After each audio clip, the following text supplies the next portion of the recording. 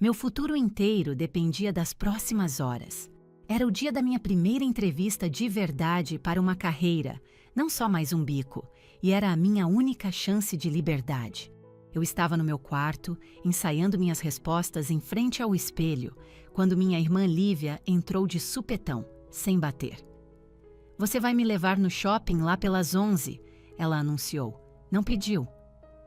"Não posso", eu disse, sentindo meu estômago revirar. "Você sabe que eu tenho aquela entrevista." Ela apenas revirou os olhos com um olhar de desprezo puro e ensaiado. "Vou contar para o papai." Não demorou muito. 1 minuto depois, ouvi passos pesados e meu pai, Roberto, apareceu na porta da cozinha. "Você acha mesmo que essa sua entrevistinha para um emprego temporário é mais importante do que o que sua irmã precisa?" Ele não esperou por uma resposta. Antes que eu pudesse formar uma única palavra, suas mãos estavam nos meus ombros e ele me empurrou com força. Ele me fez tropeçar para trás contra a parede da cozinha. Minha cabeça bateu com força no gesso e ouvi o som medonho de um porta-retrato se espatifando atrás de mim. Eu encarei seu rosto, contorcido de raiva. Olhei para Lívia, que estava encostada no balcão, com um sorrisinho de canto de boca. E bem ali, naquele momento, algo dentro de mim se quebrou. Aquele foi o dia em que eu me aposentei oficialmente do cargo de saco de pancadas deles. Antes de entrarmos na história toda, se você está gostando até aqui, me faz um favor e clica no curtir. Se inscreve no canal para mais histórias e eu adoraria saber de onde vocês estão me ouvindo. Então deixa um comentário aqui embaixo me contando. Ser a filha secundária na minha família não era só um sentimento, era uma posição designada. Foi minha profissão não remunerada 24 horas por dia, durante 26 anos.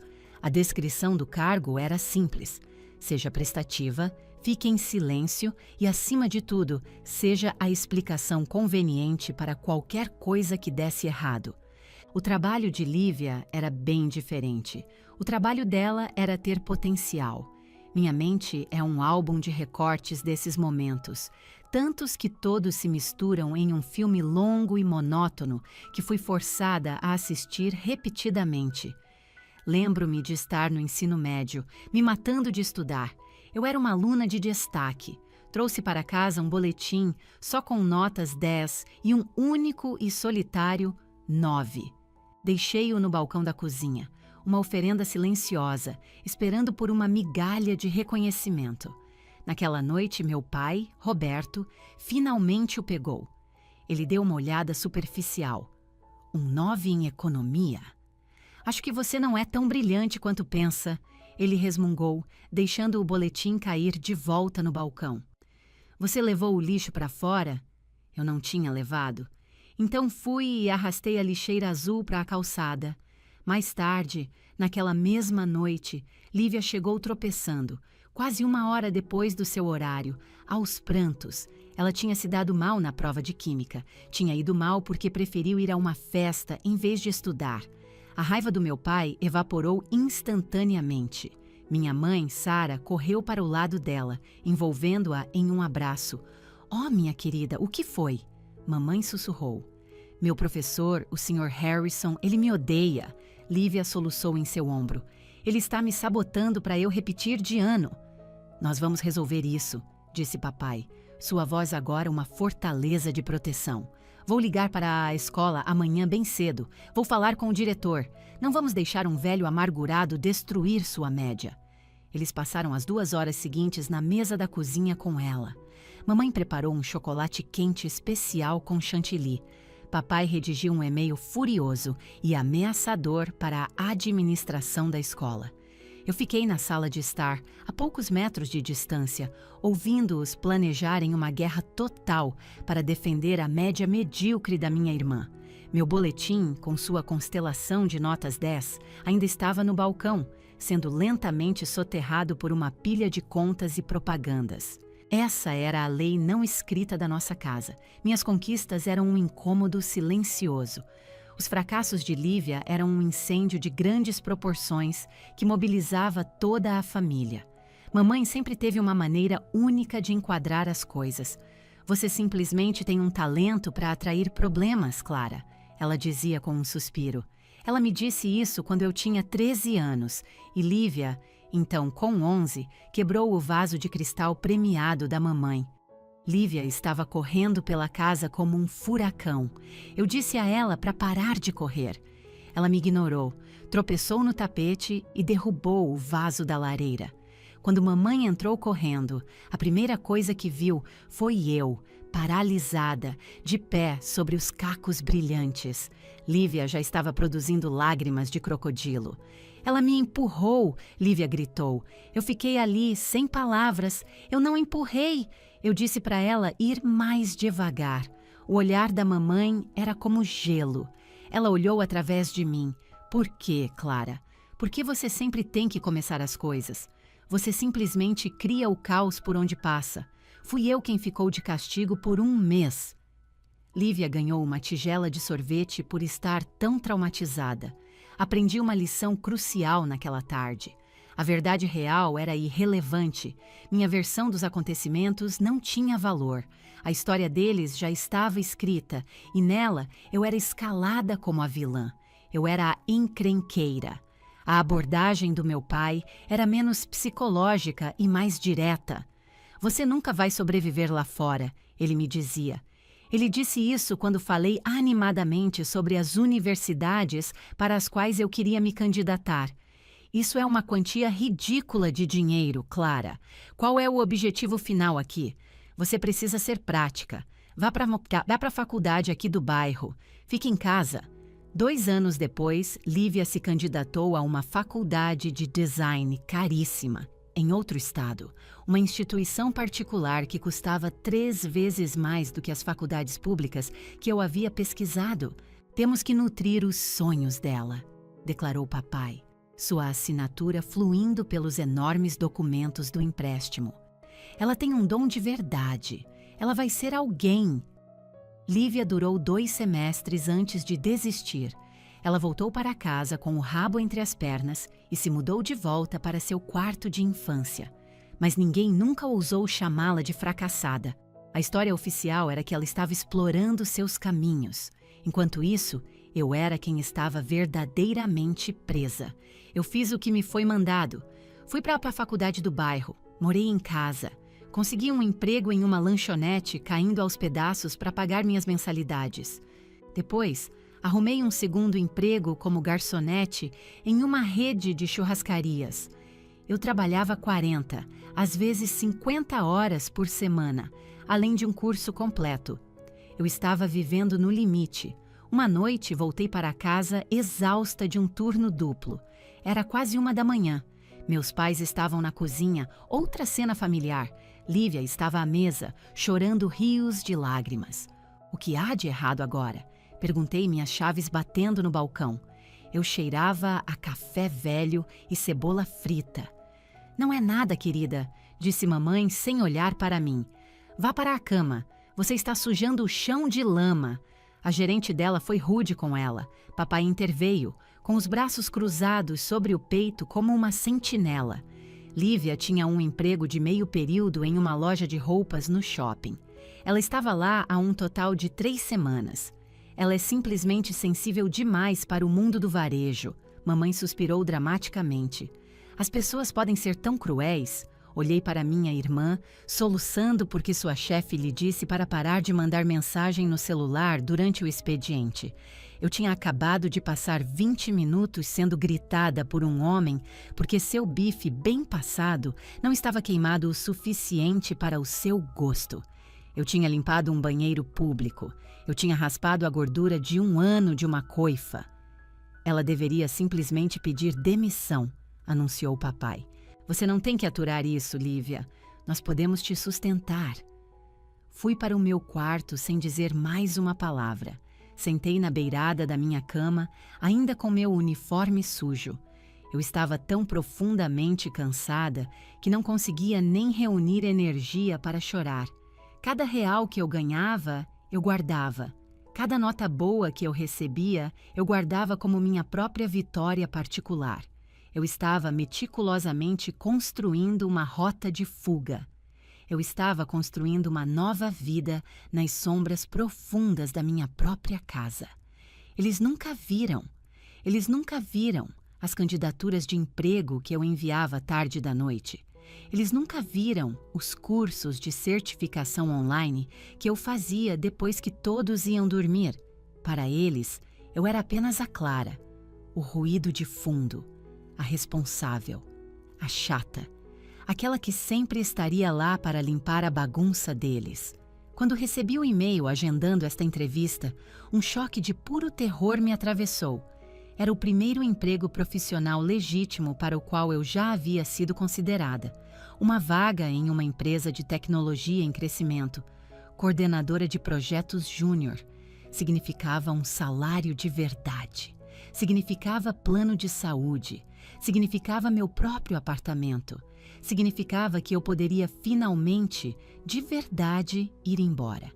Meu progresso tinha que ser invisível para eles, porque eu sabia, em um nível primitivo, que eles não apenas desconsideravam meu futuro. Eles o temiam ativamente.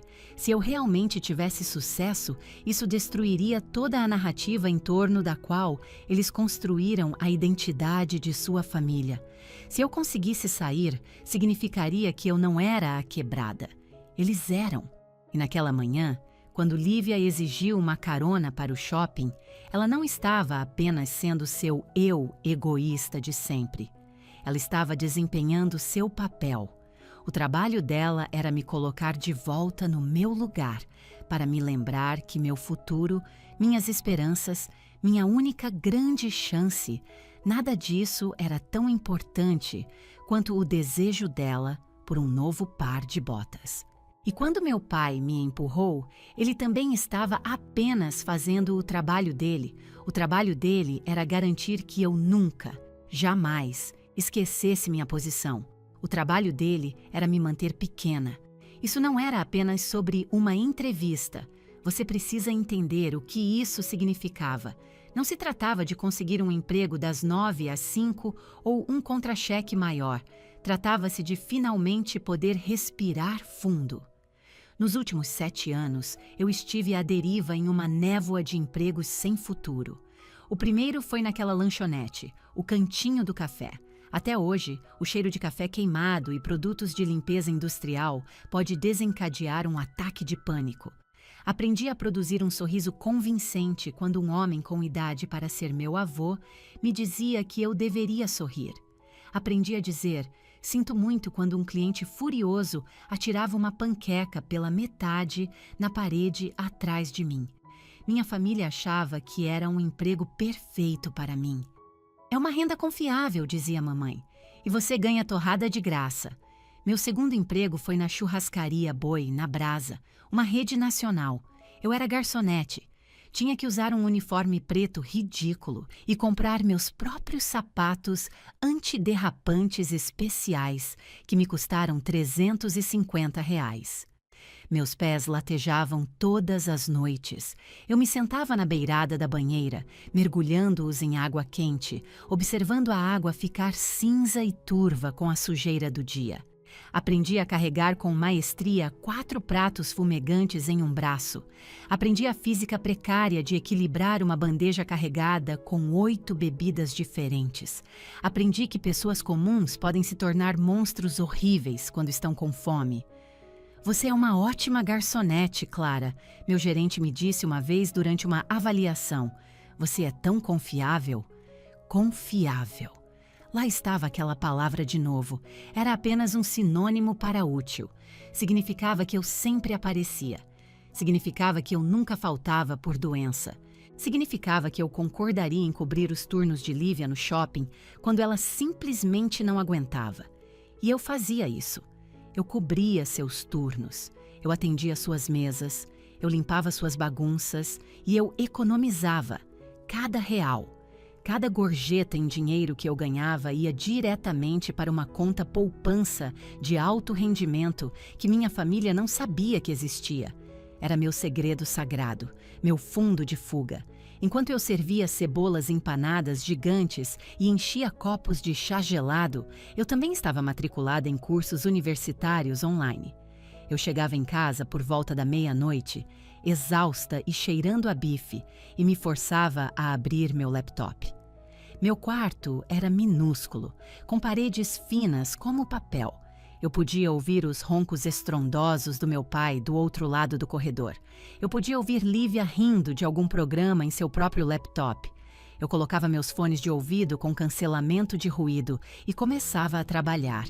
Aprendi a usar funções avançadas no Excel.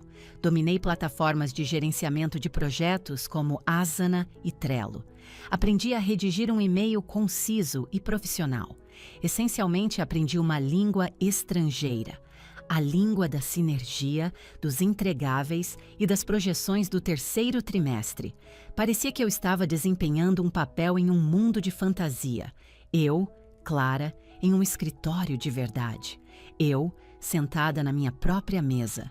Eu, usando minha mente em vez dos meus pés doloridos. As rejeições vieram em ondas. Obrigado pelo seu interesse, mas seguimos com outros candidatos. Seu currículo não se alinha com nossas necessidades atuais. Lamentamos informar que, a cada e-mail de rejeição, a voz do meu pai ecoava mais alto na minha cabeça. Você nunca vai sobreviver lá fora. Seja prática. Eu estava começando a acreditar nele. Talvez esse fosse o meu destino na vida. Talvez eu fosse apenas uma garçonete. Talvez eu fosse apenas a confiável. Então, cerca de 2 semanas atrás, recebi o e-mail. Era de uma empresa chamada Nexus Core, uma firma de tecnologia localizada no centro da cidade, em uma daquelas novas e elegantes torres de vidro que pareciam ter sido teletransportadas do futuro. Eles queriam agendar uma triagem por telefone. Atendi a ligação no meu carro velho e batido, estacionado no fundo do estacionamento de um supermercado durante minha pausa de 30 minutos da churrascaria. Eu ainda estava usando meu avental de garçonete. A voz da recrutadora era tão nítida e profissional. Então me fale sobre sua experiência com o gerenciamento de projetos, ela disse. Comecei a falar. Falei sobre minhas certificações online. Falei sobre como eu gerenciava o estoque e os pedidos na lanchonete, como eu coordenava os horários dos garçons e as reservas de grandes grupos na churrascaria. Transformei meus empregos sem futuro em uma narrativa de expertise logística.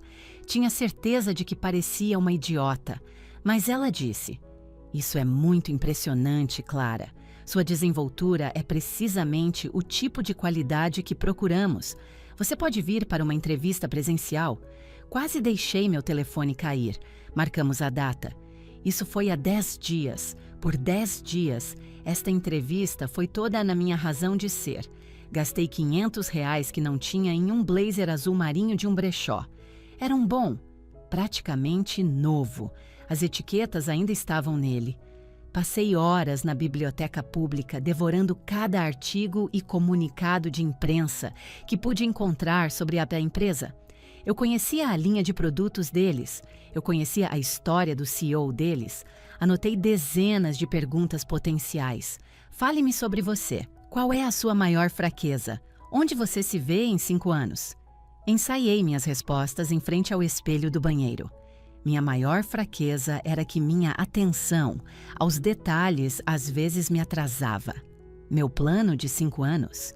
Meu plano de 5 anos era não estar morando naquela casa. Meu plano de 5 anos era ter meu próprio conjunto de chaves para o meu próprio apartamento. Comprar minhas próprias compras, sentar na minha própria sala de estar, em completo silêncio e não ter medo. Não contei uma única palavra à minha família. Na noite anterior, passei cuidadosamente o blazer e vaporizei minha blusa. Coloquei a roupa na minha cama. Parecia uma fantasia. A fantasia de uma pessoa que pertencia a um prédio de vidro futurista. A fantasia de uma pessoa que estava indo a algum lugar. Eu estava tão nervosa que não consegui dormir. Continuei pensando. E se eles perceberem a farsa? E se eles souberem que sou apenas uma garçonete? E se eles virem que sou a encrenqueira? Então me forcei a parar. Não, eu não sou quem minha família diz que eu sou. Eu sou a pessoa que trabalhou em 2 empregos. Eu sou a pessoa que se ensinou a fazer isso. Eu sou a pessoa que conquistou essa chance. Esta entrevista era meu cartão de embarque, era minha única chance de provar que meu pai estava errado. Não era apenas um emprego, era o meu futuro, era a minha vida. Era o momento em que eu poderia finalmente parar de ser um fantasma em minha própria casa e me tornar uma pessoa real.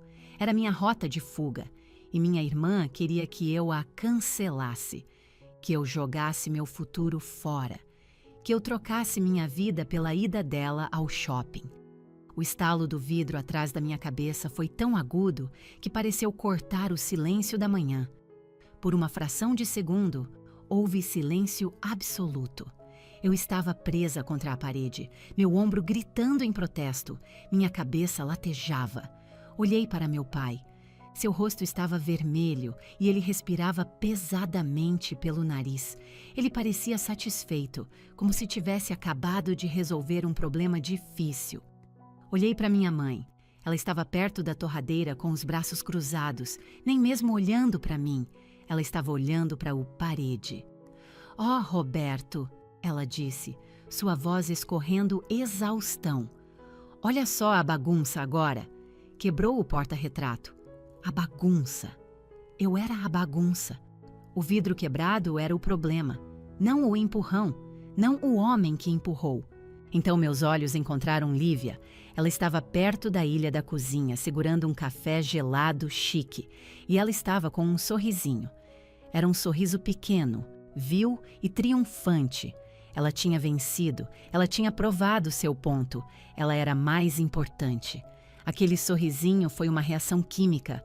O medo, a dor no meu ombro, tudo evaporou, substituído por algo frio, duro e silencioso.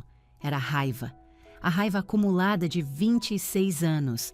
A raiva de cada vaso quebrado, cada vitória roubada, cada vez que me disseram para ficar quieta. Mamãe finalmente suspirou e virou o olhar para mim. Não com preocupação ou amor, apenas pura irritação. "Por que você sempre tem que causar tanto caos, Clara?" Ela perguntou. "Olha só isso.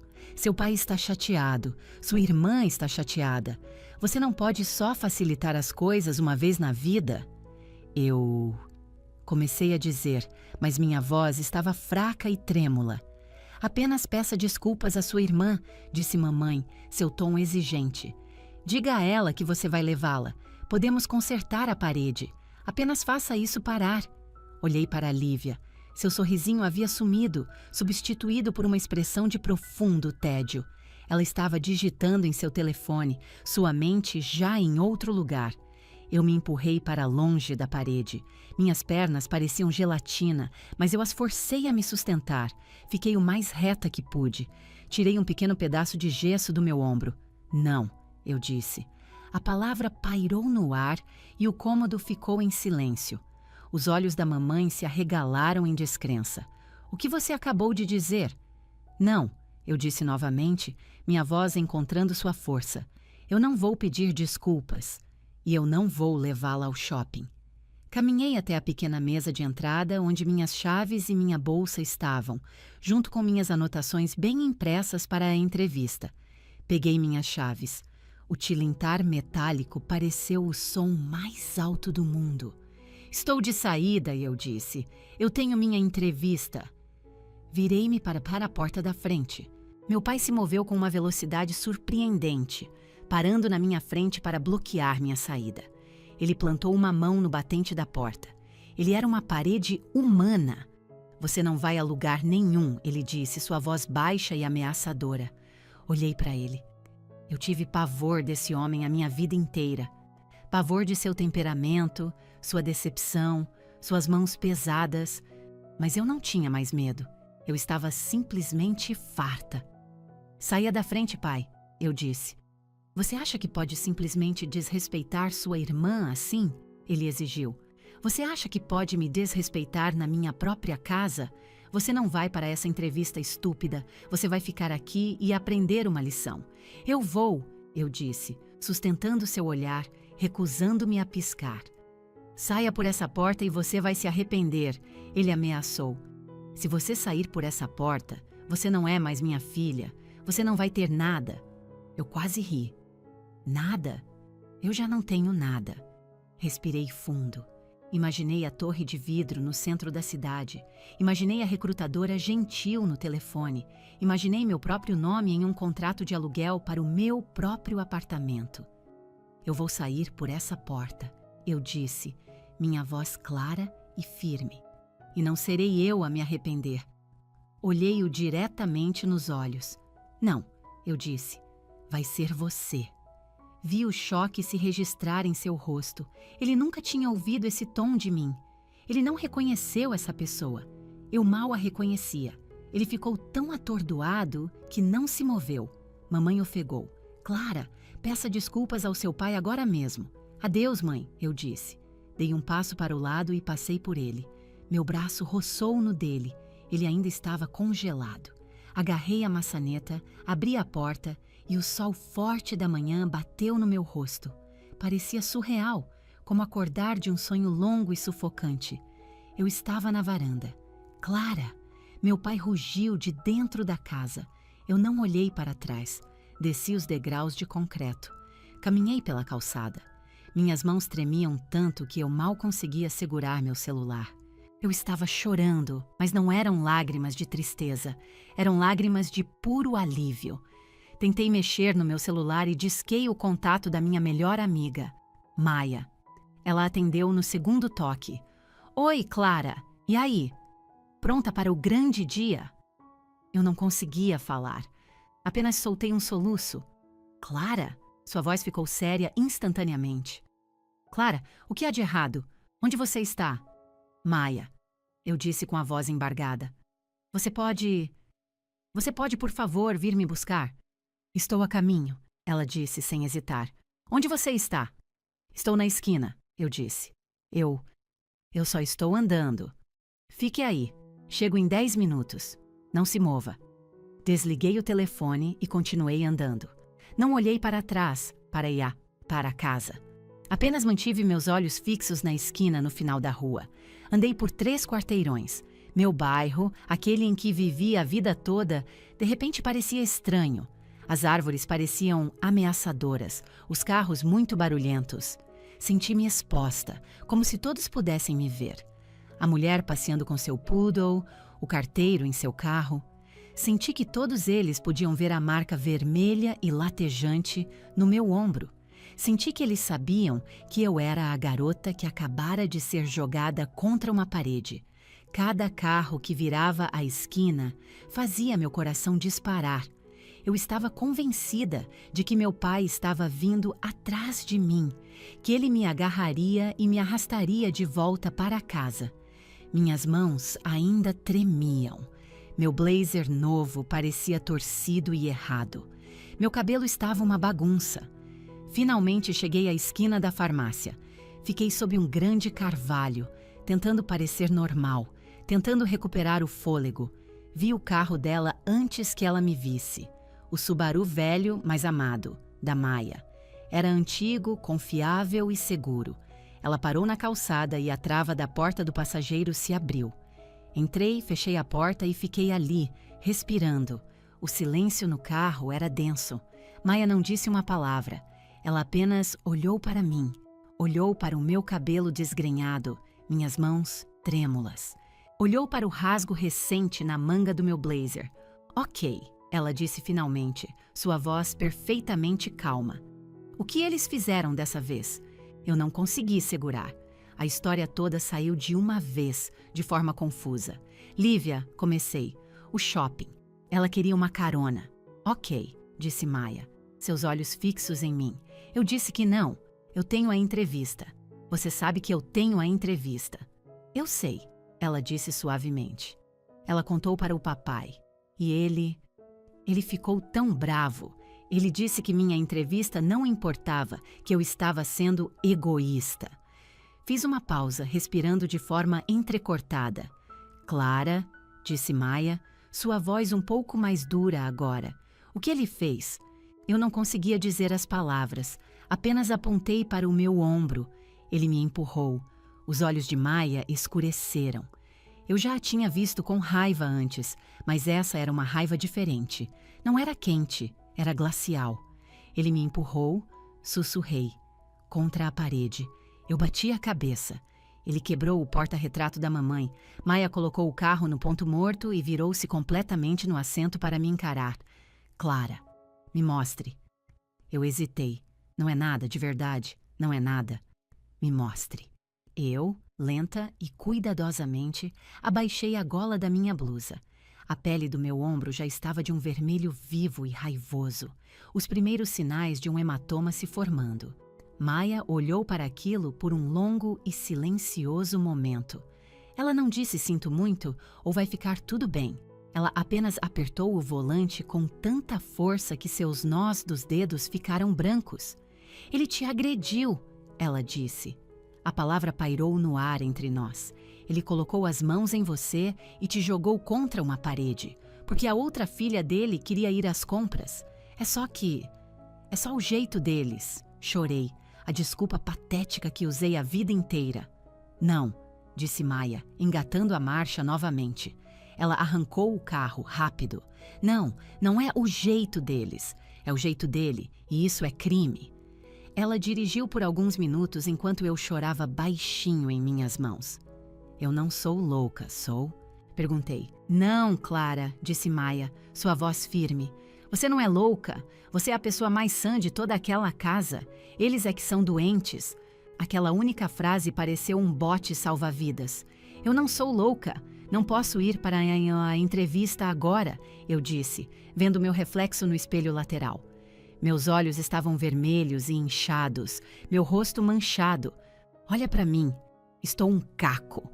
Maia dirigiu mais um quarteirão, depois parou em um estacionamento tranquilo e desligou o motor. Ela se virou para mim. Pode sim. Maia, não posso. Eles vão saber que algo está errado. Você parece uma lutadora, ela disse ferozmente. Você acabou de sair de uma zona de guerra, Clara, e você venceu. Você saiu. Ela soltou o cinto de segurança e pegou no banco de trás sua bolsa de ginástica, sempre abarrotada. Ok, não vamos deixar que eles vençam. Não vamos deixar que ele tire isso de você também. Ela tirou uma garrafa de água. Beba. Eu bebi. Ela tirou uma pequena nécessaire. Aqui, corretivo. Lenços umedecidos. Arrume o rosto. Ela tirou um pequeno frasco de spray. Isso é spray para desamassar roupa. Tire o blazer. Tirei o blazer. Ela borrifou, alisou e me ajudou a arrumar a gola. Ela me entregou uma escova de cabelo. Você tem 15 minutos até sua entrevista, ela disse, olhando para o relógio. Você vai entrar naquele prédio. Você vai sentar naquela cadeira. E você vai dizer a eles por que você é a melhor pessoa para este emprego. Como? Sussurrei. Como eu posso fazer isso? Porque, disse Maia, olhando diretamente nos meus olhos, você acabou de fazer a coisa mais difícil que terá que fazer na vida. Você foi embora deles. Isso é a parte fácil. Ela estava certa. Eles tentaram me fazer cancelar minha entrevista pela ida da Lívia ao shopping, eu disse, as palavras soando sólidas e reais pela primeira vez. Papai me empurrou. Maia assentiu. E você foi embora mesmo assim. Ela colocou uma mão tranquilizadora no meu braço. Você vai conseguir este emprego, Clara. Eles não definem o seu valor. Você define. Agora vá lá e defina. Ela ligou o carro. Enquanto dirigíamos os últimos quarteirões até a torre de vidro, eu sabia que ela estava certa. Meu pai, minha mãe, minha irmã, eles passaram a vida inteira me dizendo o que eu valia. Eles me disseram que eu valia menos que nada.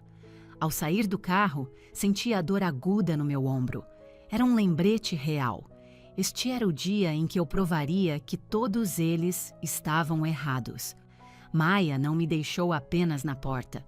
Ela estacionou em uma garagem do outro lado da rua e caminhou comigo, até as enormes portas giratórias de vidro do saguão.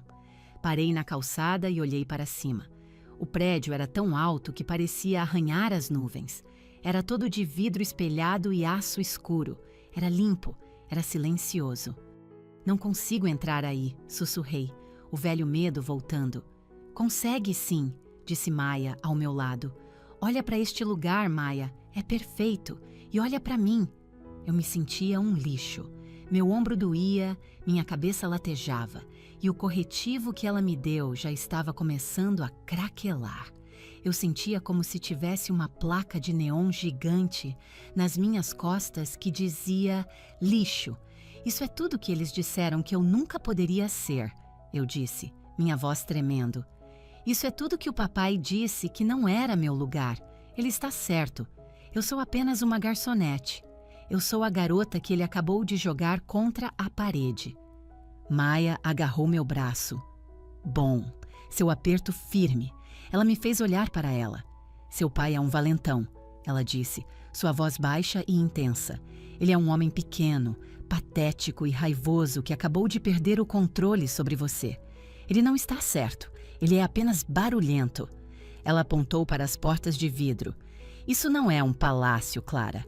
É apenas um prédio de escritórios. As pessoas lá dentro são apenas pessoas. Elas não são melhores que você. Você trabalhou por isso. Você conquistou este lugar. Você se ensinou a fazer este trabalho. Ela soltou meu braço e alisou cuidadosamente a gola do meu blazer, aquele que eu tinha passado com tanto esmero, aquele que meu pai tinha agarrado. Vá lá para dentro, ela disse. Não por eles. Não para provar que eles estão errados. Vá lá por você, Clara. Vá lá e consiga a vida que você merece.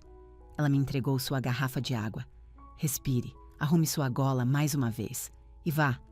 Peguei a água. Respirei fundo. Você não vai entrar? Não, ela disse. Esta parte é só sua. Estarei bem aqui. Não vou a lugar nenhum. Olhei para minha melhor amiga. Ela era minha verdadeira família. Ok, eu disse. Ok, estou indo. Virei-me, empurrei a pesada porta de vidro e entrei. O saguão era imenso. O chão era de mármore polido que refletia a luz. Um segurança estava sentado atrás de uma mesa grande e imponente.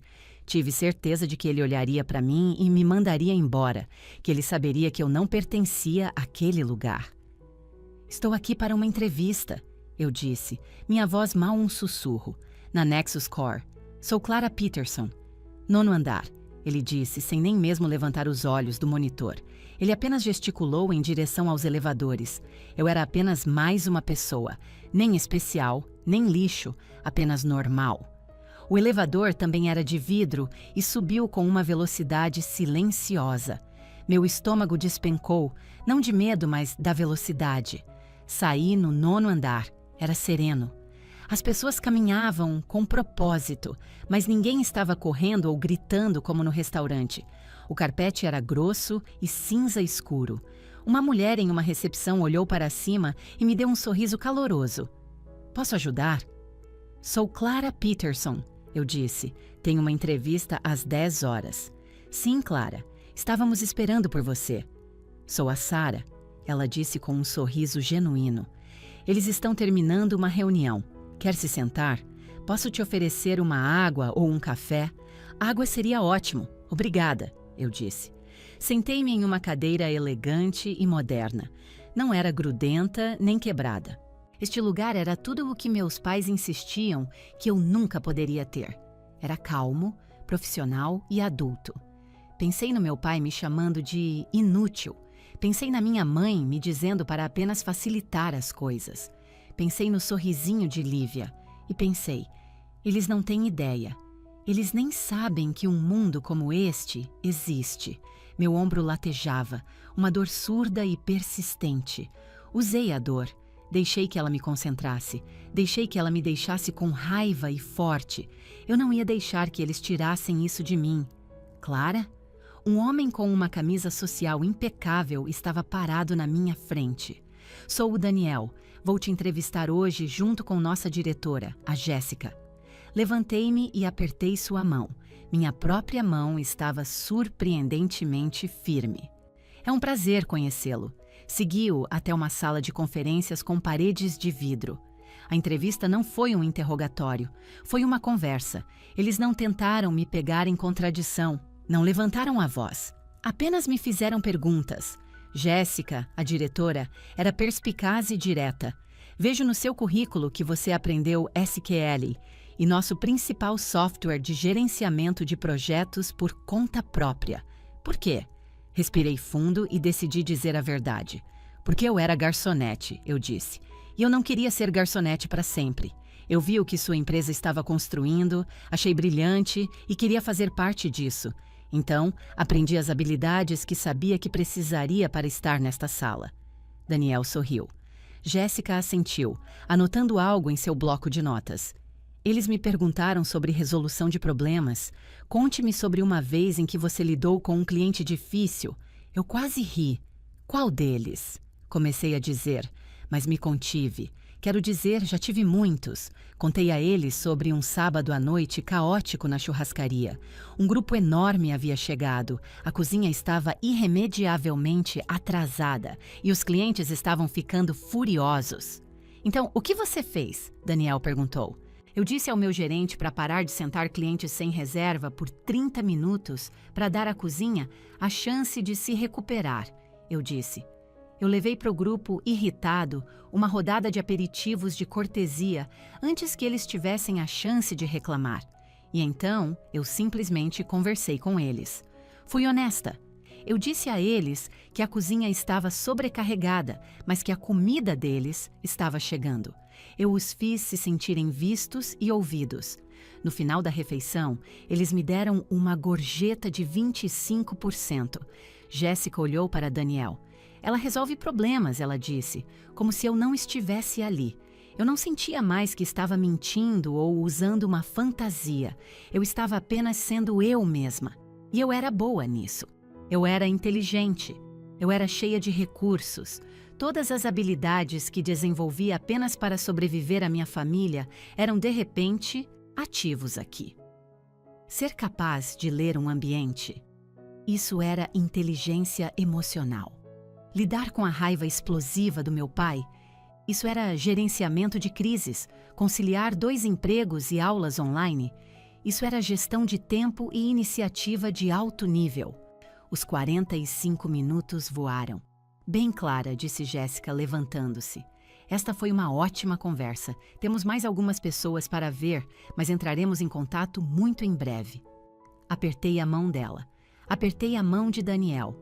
Obrigada pelo seu tempo, eu disse. Saí da sala de conferências, passei pela recepção silenciosa, entrei no elevador silencioso e atravessei o saguão de mármore. Empurrei a porta de vidro e voltei para o sol forte. Maia estava sentada em um banco do outro lado da rua, fingindo ler um livro. Ela se levantou assim que me viu. Como foi? Você está bem? O que aconteceu? Eu apenas olhei para ela e comecei a sorrir. Era um sorriso de verdade. Começou pequeno e depois tomou conta de todo o meu rosto. Eu não conseguia parar. Eu arrasei, eu disse. E então comecei a rir. Ri tanto que quase comecei a chorar de novo. Maia, eu disse agarrando seu braço. Acho que vou conseguir este emprego. Acho que vou ficar bem. Pela primeira vez na minha vida, eu realmente acreditei nisso. Acreditei que pertencia a algum lugar. E não era naquela casa.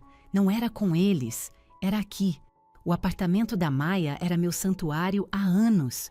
Era um pequeno apartamento de um quarto com móveis descombinados e uma selva de plantas nas janelas. Sempre cheirava levemente a café e ao seu velho e mal-humorado gato malhado, Winston. Não era uma casa, era um lar. Eu estava sentada em seu sofá verde e irregular, tendo trocado meu blazer novo por um de seus moletons velhos e ridiculamente macios da faculdade. Você precisa comer, ela disse, colocando uma tigela de sopa de tomate e um sanduíche de queijo perfeitamente grelhado na minha frente. Não estou com fome, eu disse. Coma mesmo assim, ela ordenou. Você acabou de voltar de uma guerra. Precisa de combustível. Eu comi. A sopa estava quente e simples, e foi a coisa mais deliciosa que eu já provei. E agora? Maia perguntou sentada na poltrona à minha frente, com Winston pulando imediatamente em seu colo. Não sei, eu disse, sentindo-me vazia. A adrenalina da entrevista havia desaparecido, deixando para trás um cansaço profundo e a dor persistente no meu ombro. Não posso voltar para lá. Eu sei, ela disse. Você vai ficar aqui. O sofá não é ótimo, mas é seguro. Obrigada, Maia. Meu celular estava na mesa de centro, com a tela virada para baixo. Ele vinha vibrando sem parar na última hora. Eu não tinha olhado para ele uma única vez. Eu estava apavorada. Você provavelmente deveria olhar isso, disse Maya, apontando para o celular. Você não pode ignorá-los para sempre. Posso tentar, sussurrei. Não, ela disse. Em frente. Acabe logo com isso. Peguei o celular. Parecia um peso de chumbo. Minha tela de bloqueio era um retrato da disfunção da minha família. Chamadas perdidas. 12 do papai, 8 da mamãe, 17 mensagens da Lívia. Comece pela mais fácil, aconselhou Maya. Comece com a Lívia. Abri as mensagens dela. A primeira era de 1 hora depois que eu saí. Onde você tá? A próxima. Vec simplesmente foi embora? O pai vai te matar? Sério, Clara VC é tão dramática? Vec estragou o meu dia inteiro. Vec tá tentando me ferrar? É bom que VC não tenha usado meu shampoo caro hoje de manhã. A mãe tá chorando agora. A culpa é toda sua. Li cada uma delas. Não me senti triste ou com raiva. Senti... nada. Era como ler mensagens de uma completa estranha. Uma estranha muito estúpida e muito egoísta. Ela está preocupada com o shampoo dela, eu disse, entorpecida para a Maya. Parece bem típico dela. Maya respondeu secamente. Em seguida, abri as mensagens da mamãe. Clara, por favor, volte para casa. Podemos conversar sobre isso. Seu pai está só. Ele está sob muita pressão no trabalho. Você não pode simplesmente fugir. Isso não é uma solução. Você nos envergonhou, Clara. Não foi assim que te criamos. Você precisa voltar para casa e pedir desculpas ao seu pai. Você fez uma cena. Coloquei o celular de lado. Ela quer que eu peça desculpas a ele. Claro que quer, disse Maya. Se você pedir desculpas, a culpa é toda sua de novo. O problema está resolvido e ela pode voltar a fingir que tudo está perfeito. Olhei para as 12 chamadas perdidas do meu pai. Ele nunca, jamais me ligava. Não ligue de volta para ele, alertou Maya. Verifique sua caixa postal. Eu tinha uma nova mensagem de voz. Era de 45 minutos atrás, bem no meio da minha entrevista. Apertei o botão de play e coloquei o celular no viva voz. A voz dele encheu o pequeno apartamento. Não era sua voz de pai zangado. Era uma voz que eu nunca tinha ouvido antes. Era fria, calma e arrastada. Ele estava bêbado. Clara, você cometeu um erro muito, muito grande, ele começou. Ele soltou uma risada úmida e feia. Você se acha melhor que a gente? Acha que pode simplesmente ir embora? Conseguir um emprego chique? Você não é melhor. Você não é nada. Você é um problema. Sempre foi um problema. Desliga isso, Clara, disse Maya, sua voz tensa. Não, espere, eu disse, meu sangue gelando. Você é uma garota instável, violenta. Sabia? Você é doente. Doente da cabeça. E eu não vou deixar você arruinar esta família. Houve uma longa pausa. Você vai ver, ele arrastou as palavras. Você vai ver o que acontece quando me desafia. Você nunca vai conseguir aquele emprego. Eu vou me certificar disso. Vou me certificar de que todos saibam exatamente o que você é. A chamada terminou. Winston, o gato, saltou do colo de Maya e se escondeu debaixo do sofá. Eu estava congelada. Minhas mãos tremiam de novo. Ele está bêbado, sussurrei. Ele me chamou de... Ele disse que eu era violenta.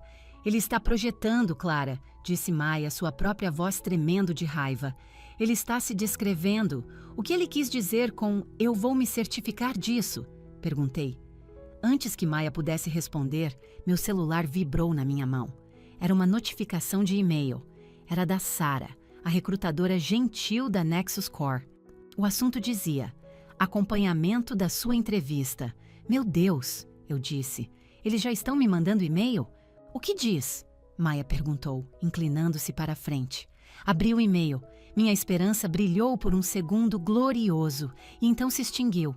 Meu estômago não apenas despencou, ele se desintegrou. Acho que parei de respirar. Clara? O que foi? Você está pálida como um fantasma. Eu não conseguia falar, apenas entreguei o celular a ela. Ela leu o e-mail em voz alta. Prezada Clara. Ela começou. Muito obrigada por ter vindo hoje. Ficamos todos muito impressionados com você. Este é um e-mail um tanto incomum, mas precisamos abordar algo. Acabamos de receber uma ligação de um senhor Roberto Peterson. Maya parou de ler. Não. Continue lendo, eu disse, minha voz um coachar seco. Um senhor Roberto Peterson, seu pai, ele ligou para a nossa linha principal. Ele estava muito agitado. Ele disse à nossa diretora Jéssica que você era mentalmente instável e tinha um histórico de surtos violentos. Ele disse que você era um perigo para o ambiente de trabalho e que não deveríamos contratá-la. Maya olhou para mim, seu rosto uma máscara de horror. Eu estava apenas olhando para a parede. Ela continuou lendo. Clara, levamos essas coisas muito a sério. A segurança da nossa equipe é nossa maior prioridade. Teremos que suspender sua candidatura enquanto analisamos esta situação. Sentimos muito. Eu não disse nada. Apenas fiquei sentada ali. Ele conseguiu? Ele realmente conseguiu. Ele tinha vencido. Ele me disse a vida toda que eu nunca conseguiria. E então, quando eu estava a 1 centímetro da linha de chegada, ele estendeu a mão e cortou a corda. Ele usou as palavras exatas de sua mensagem de voz. Instável, violenta. Ele não apenas me empurrou ou me ameaçou. Ele pegou uma faca, me apunhalou pelas costas e assassinou meu futuro. Vou passar mal, eu disse, e corri para o banheiro da Maya. Vomitei a sopa de tomate. Eu não tinha mais nada para dar. Fiquei no chão frio do banheiro por um longo tempo, completamente vazia. Houve uma batida suave na porta. Clara? Era Maya? Posso entrar? Tanto faz, murmurei. Ela abriu a porta e sentou-se na beirada da banheira. Ela não tentou me abraçar ou dizer que tudo ficaria bem. Ela apenas ficou ali, segurando o celular dela em uma mão e o meu na outra. Ele é um monstro, sussurrei. Ele é um monstro de verdade, da vida real. Não, disse Maya. Sua voz havia mudado. Era a voz afiada e estratégica que ela usava quando estava resolvendo um grande problema em seu trabalho. Ele não é um monstro, Clara. Ele é apenas um homem. E um homem estúpido. O que importa? Eu disse, limpando a boca com papel higiênico. Ele venceu. Eles não vão me contratar. Eles acham que sou louca. Ele disse a eles que eu era violenta. Ele é quem? Eu sei. Maya interrompeu. E nós vamos provar isso. Olhei para ela, confusa. O quê? Ele é um agressor e um abusador, ela disse. Mas acima de tudo, ele é descuidado. Ela levantou meu celular. Primeiro, esta mensagem de voz. Não é apenas ele sendo um idiota bêbado e mau. É evidência. É uma gravação com data e hora dele, usando as mesmas palavras caluniosas que ele usou para te sabotar. Instável, violenta. Ele não está apenas fazendo uma ameaça, ele está documentando seu próprio crime. Ela então levantou o celular dela, mostrando o e-mail da recrutadora. Segundo, este e-mail. Também é evidência. É uma testemunha profissional de terceiros, confirmando exatamente o que ele fez e quando fez. Mas é a palavra dele contra a minha, eu disse fracamente. Eles sempre vão acreditar nele. Ele é meu pai. Isso não é um tribunal de família, Clara, disse Maya, seus olhos brilhando. Isso é uma questão corporativa. E ele acabou de cometer um erro colossal. Ela se levantou. Vamos, saia do chão, lave o rosto. Temos trabalho a fazer. Seguia de volta para a sala de estar, onde o laptop dela estava aberto na pequena mesa de jantar. Ok, ela disse. Me fale sobre o trabalho do seu pai. O que ele faz? Para quem ele trabalha? O quê? Ele é consultor, eu acho. Para uma grande firma financeira. Ele é sócio sênior ou algo assim. Gerencia contratos externos. Ele está sempre no telefone, se gabando de reuniões de diretoria. O rosto de Maya se iluminou com um sorriso aterrorizante. Ele não é um Zé Ninguém, eu disse. Ele é importante. Ele tem contatos. Bom, disse Maya, seus dedos voando pelo teclado. Isso é muito, muito bom. Um homem importante, com um emprego importante, em uma empresa importante. Por que isso é bom? Porque ele tem muito mais a perder. Ela virou o laptop. Ela havia encontrado o perfil dele no LinkedIn. Lá estava ele, Roberto Peterson, sorrindo em um terno que eu nunca tinha visto antes. Seu cargo era sócio sênior, contas externas. O nome de sua empresa estava ali, em negrito. Ok, ela explicou. Aqui está o que ele acabou de fazer. Ele não apenas ligou para seu potencial empregador. Ele usou sua posição de poder. Um homem, um sócio sênior em uma grande firma, para ligar para outra empresa e espalhar mentiras maliciosas para destruir a reputação de uma candidata a emprego. Isso não é bom, certo? Eu disse. Não é apenas não bom, Clara. Pode ser considerado assédio no local de trabalho, calúnia e difamação. Ele cruzou uma linha vermelha corporativa, grande e brilhante. Maia começou a abrir novas abas. Não vamos ligar para sua família. Não vamos gritar. Não vamos chorar. Ela olhou para mim, sua expressão mortalmente séria. Vamos registrar uma queixa formal. Ela abriu um novo rascunho de e-mail. Para a Sarah, a recrutadora, ela narrou. E vamos copiar a Jéssica, a diretora. E vamos ver. Sim, vamos copiar o chefe de recursos humanos deles. O que vamos dizer? Perguntei, meu coração começando a bater um pouco mais rápido. Vamos ser muito calmas, muito factuais e muito irrefutáveis. Ela começou a digitar. Assunto: acompanhamento formal e denúncia de assédio. Ref: Roberto Peterson. Ok, Clara, ela disse. Preciso que você escreva, sem emoção, apenas os fatos, tudo o que aconteceu esta manhã. Peguei o laptop. Meus dedos tremiam, mas eu escrevi. Às 9 horas, meu pai, Roberto Peterson, exigiu que eu cancelasse minha entrevista para levar minha irmã ao shopping. Quando recusei, ele ficou furioso. Ele me agarrou pelos ombros e me empurrou contra uma parede, causando um hematoma significativo no meu ombro e quebrando um porta-retrato. Bom, disse Maia. E depois? Eu saí de casa. Às 10h45, durante minha entrevista, ele me deixou uma mensagem de voz ameaçadora. Nesta mensagem, ele me chamou de instável e violenta e afirmou que se certificaria de que eu não conseguisse o emprego. Às 11h30, recebi um e-mail de sua empresa confirmando que Roberto Peterson, de fato, havia ligado e usado as palavras exatas instável e violenta para sabotar minha candidatura. Perfeito, disse Maia, pegando o laptop de volta. Ela adicionou mais algumas frases. Anexamos a seguinte documentação.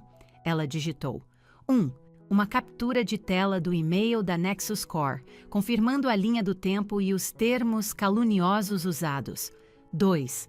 Uma gravação digital da mensagem de voz de Roberto Peterson, com data e hora do mesmo período, na qual ele usa os mesmos termos caluniosos e admite sua intenção de garantir que eu não seja contratada. 3. Uma foto do hematoma no meu ombro causado pela agressão esta manhã. Maia, eu disse. O hematoma? Isso não é demais? Não, ela disse sem hesitar. É o contexto. Mostra que a alegação dele sobre você ser violenta é uma projeção e uma mentira. Mostra que ele é o violento. Ele é o instável. Ela anexou os arquivos, a captura de tela do e-mail, o arquivo de áudio de sua voz bêbada e odiosa e a foto que eu tirei no banheiro dela, da marca vermelha e roxa na minha pele. Ela adicionou num parágrafo final e devastador. Entendo que o Sr. Peterson é sócio sênior na nome da empresa dele. Parece que ele usou sua posição profissional para assediar e difamar uma candidata em outra empresa. Isso é claramente uma grave má conduta ética e profissional, bem como um abuso de seu poder. Fiquei muito impressionada com a equipe e a cultura da Nexus Core, e ainda estou muito interessada na posição. Não sou a pessoa que meu pai descreveu, sou a pessoa que vocês conheceram na entrevista. Obrigada pelo seu tempo. Clara Peterson. Ela olhou para mim. Pronta? Pensei no rosto presunçoso e raivoso do meu pai. Pensei em sua voz naquela mensagem. Você vai ver o que acontece quando me desafia. Ele passou a vida inteira me dizendo que eu era inútil, eu disse para Amaya. Ele passou a vida inteira me dizendo que eu não era nada. Sim, ela disse suavemente. Ele passou. Ele acabou de nos dar toda a prova que precisávamos, eu disse. Coloquei meu dedo no trackpad. Movi o cursor sobre o botão enviar. As próprias palavras dele vão destruí-lo, eu disse. E eu cliquei. A primeira semana foi de silêncio puro e agonizante. Fiquei na casa da Maya, vivendo com seus moletons e assistindo a reality shows terríveis. Mal dormi. Toda vez que meu celular vibrava, meu coração parava. Mas eram apenas alertas de notícias ou uma mensagem da Maya perguntando como eu estava do trabalho. A enxurrada de mensagens da minha família havia parado completamente. Depois que enviei aquele e-mail, foi como se eu tivesse cortado um cabo de energia. A casa, meu pai, minha mãe, Lívia, todos eles se apagaram. Isso é ruim, eu disse para Cira Maia na 7ª noite. Não ouvi nada, eles estão todos conversando entre si e acreditaram nele. Estou na lista negra, estou arruinada. Não, disse Maia, sem tirar os olhos do livro. Você não está, isso é bom. Como isso pode ser bom? Porque sem comentários não significa que eles estão te ignorando. Significa que o recursos humanos está envolvido. Significa que advogados estão sendo consultados. Grandes empresas não agem rápido, Clara. Elas agem com cuidado. Eles estão falando com seus advogados. E a empresa dele definitivamente está falando com seus advogados. E o emprego? Sussurrei. Eu nem me importo mais com ele. Eu queria muito aquele emprego. Seja paciente, ela disse. A ligação veio 10 dias depois. Meu celular tocou com um número desconhecido, mas a localização dizia Centro.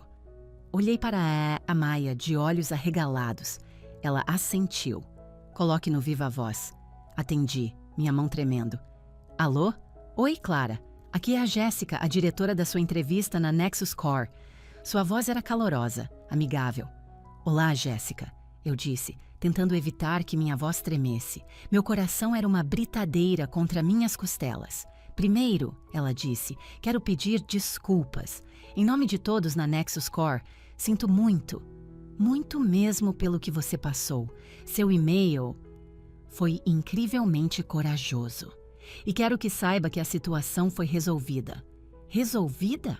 Nosso departamento de RH entrou em contato imediatamente com a empresa do seu pai. Apresentamos as provas que você nos enviou, a mensagem de voz, o e-mail da nossa equipe, a foto.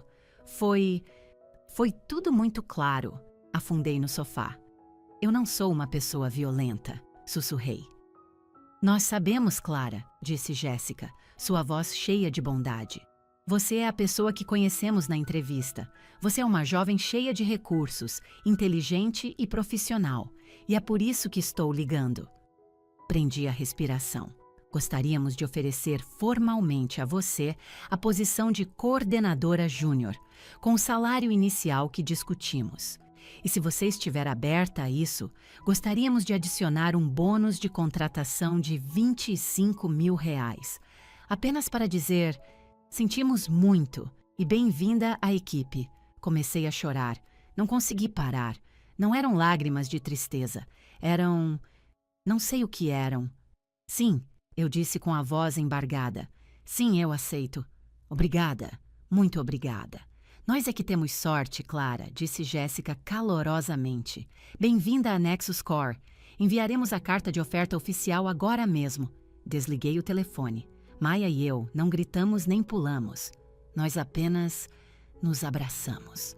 Chorei em seu ombro pelo que pareceu muito tempo.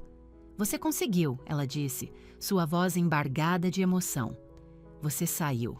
Essa foi a boa notícia. O resto das notícias foi apenas a consequência inevitável. Cerca de 1 mês depois de começar meu novo emprego, Maia me enviou um link para um comunicado de imprensa de um jornal de negócios local. Roberto Peterson, sócio sênior da nome da empresa dele, foi demitido, com efeito imediato, dizia. A demissão se deve à má conduta ética e uma violação grave do Código de Conduta da empresa. Ele não foi apenas demitido, ele foi publicamente desonrado. Uma semana depois, recebi uma mensagem aleatória de um antigo conhecido do colégio. Meu Deus, Clara! Vê se soube do seu pai? A associação comercial revogou o assento dele no conselho. Tá em todos os grupos de Facebook da cidade. Ele passou décadas construindo toda a sua identidade em torno de ser um homem importante e poderoso. E no final, suas próprias palavras, sua própria violência, seu próprio ódio queimaram tudo até o chão. Eu estava na minha nova mesa na torre de vidro, olhando a cidade, quando meu celular tocou. Era um número desconhecido. Deixei ir para minha caixa postal. 1 minuto depois, uma mensagem de texto chegou. Era da mamãe. Clara, era eu? Por favor, atenda. É uma emergência. Olhei para a mensagem. Olhei pela janela do meu escritório. Eu podia ver a cidade inteira se espalhando abaixo de mim. Liguei de volta para ela. Clara? Ela estava chorando. Era o mesmo choro que ela usava quando Lívia ia mal em uma prova. Oi, mãe, eu disse, minha voz calma e uniforme. Eu era apenas uma pessoa no trabalho, atendendo a uma ligação. Clara, você tem que nos ajudar, ela soluçou. Seu pai, eles o demitiram, levaram o fundo de pensão dele. Ele está um caco. Ele não sai da cama. Fiquei em silêncio. Não sabemos o que fazer, ela lamentou. Não podemos pagar a hipoteca. O carro da Lívia está prestes a ser apreendido. Nós precisamos de dinheiro. Precisamos que você nos ajude. Olhei para a tela do meu computador. Um novo e-mail da minha chefe, Jéssica, acabara de aparecer. Assunto: ótimo trabalho naquele relatório do 3º trimestre. Olhei de volta para o meu teclado. Por que você está me ligando, mãe? Perguntei. O quê? Ela disse, fungando. Como assim? Somos sua família. Você tem que nos ajudar, depois de tudo o que fizemos por você. Respirei fundo. O ar no escritório era fresco e limpo. Não, eu disse. Como assim não? Clara, estamos falando do seu pai. Eu sei, eu disse, e estou no trabalho. Preciso ir. Clara, você não pode fazer isso com a gente, ela gritou no telefone. Você é um monstro. Você fez isso com ele. Você está arruinando nossas vidas. Mãe, eu disse, minha voz baixa e final. Vocês fizeram suas escolhas. Ele fez as escolhas dele.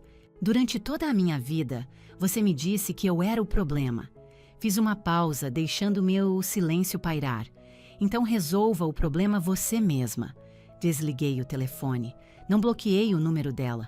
Apenas desliguei. Voltei para o meu computador, abri o relatório e voltei ao trabalho. Eu tenho meu próprio apartamento agora. Não é enorme. É um estúdio no 3º andar de um prédio antigo de tijolos, a meio caminho entre meu escritório e a casa da Maia.